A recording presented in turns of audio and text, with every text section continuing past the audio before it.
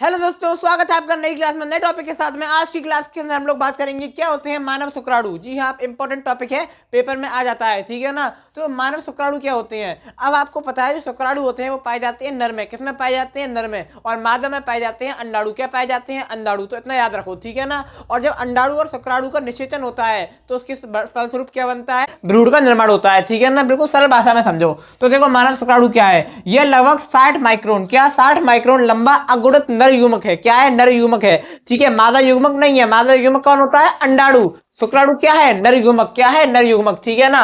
इसे 4 भागों में बांटा जाता है। कितने भागों में बांटा जाता है? 4 भागों में। इनके नीचे 4 भाग लिखे हैं, शीर्ष, ग्रीवा, मध्य भाग और एंड में पूंछ होती है, पुच्छ होती है, ठीक है ना। उसको पढ़ेंगे, लेकिन उससे पहले आपको क्या करना है, यहाँ पर शुक्राणु का चित्र बना देना है। यहाँ पर लिखा हुआ है चित्र, आपको यहाँ पर बीच में शुक्राणु का चित्र बना देना है। आपको स्क्रीन पर दिखाई दे रहा होगा, आपको ठीक इसी प्रकार से चित्र बना देना है। आप इसका स्क्रीनशॉट भी ले सकते हैं, ठीक है ना। अब अगला बात आती है इसके 4 भागों के पढ़ने की। तो अगला भाग होता है शीर्ष। पहला भाग है क्या इसका? पहला भाग है शीर्ष। तो क्या होता है शीर्ष? इसमें केंद्रक तथा एक्रोसोम होता है। क्या होता है? केंद्रक तथा एक्रोसोम होता है। एक्रोसोम से जो स्रावित एंजाइम होते हैं वो निषेचन में क्या होते हैं? सहायक होते हैं। मैंने आपको बताया, क्या बताया मैंने आपको, कि निषेचन होता है किसका? शुक्राणु का। अंडाणु में से क्या होता है? निषेचन होता है। तो एक्रोसोम जो होता है उसमें कुछ ऐसे एंजाइम होते हैं जो क्या करते हैं? निषेचन में सहायता करते हैं। इसका शीर्ष भाग होता है, ठीक है। अगला है ग्रीवा। तो यह शीर्ष के मध्य भाग से जोड़ता है। जो हमारा शीर्ष भाग है उसको ये मध्य भाग से, यानी कि जो निचला भाग है, मध्य भाग है,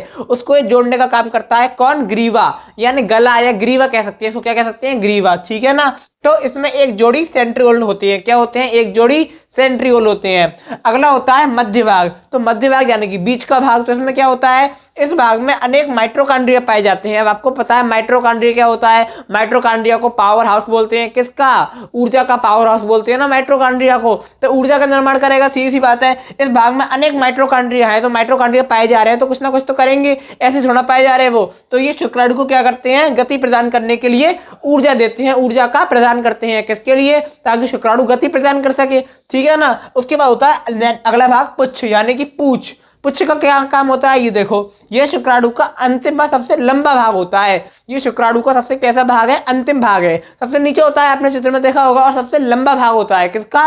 शुक्राणु का। और ये जो होता है, ये शुक्राणु को क्या करते हैं? गति प्रदान करता है। क्या करता है? गति प्रदान करता है, मूवमेंट करने में मदद करता है, पूंछ वाला भाग, ठीक है ना। तो आशा करता हूँ कि आपको समझ में आ गया होगा कि क्या होते हैं मानव शुक्राणु, ठीक है ना। छोटी छोटी वीडियो है लेकिन काफी ज्यादा इंपॉर्टेंट वीडियो है। अगर आप इस पूरी क्लास को एंड तक देखते हो और इसको रिवाइज करते हो, देखते हो, तो आप आराम से पेपर में अच्छे अच्छे अंक बना लोगे, क्योंकि ये पूरी सीरीज ही 70 में 70 बनाने के लिए बायोलॉजी में बनाई गई है, ठीक है ना।